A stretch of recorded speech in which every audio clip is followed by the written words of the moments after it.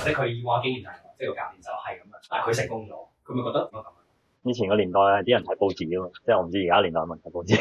以前年代係用 call 機啊嘛，咁佢而家唔用翻 call 機，個教練用翻 call 機。以前年代啊嘛，以前年代啲籃球戰術都係圍住個3秒區打嘅，咁佢係咪用翻個套？即係個問題唔係用咩係 work 唔 work，OK 佢可以相信 work，咁你睇翻事咁 work 唔 work。而家年代啲球員成長接觸嘅嘢性格都唔同，個教育方式培育出嚟嗰啲人都唔同，咁而家佢哋新世代啲就係同你嗰套唔夾嘅時候，咁樣咪要 tune。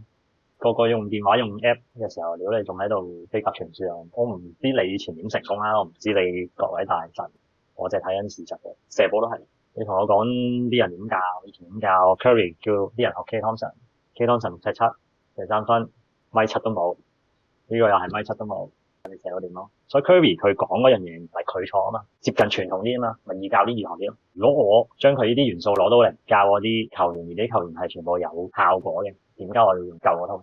點解我仲要跟佢聽佢講咩 K Thompson 或者咩 BEF？ 點解仲要咩390度咧？點解咧？即係你好初階人我哋聽，你要明白佢點解咁講，而唔係Curry 話咁樣你就咁樣，最後都幫唔到你㗎嘛，冇意思。個成嗰陣時佢講嘅嘢可以幫到你，可以幫唔到你㗎嘛。你唔好因為佢成功呢個字，覺得佢講啲嘢一定係幫到你。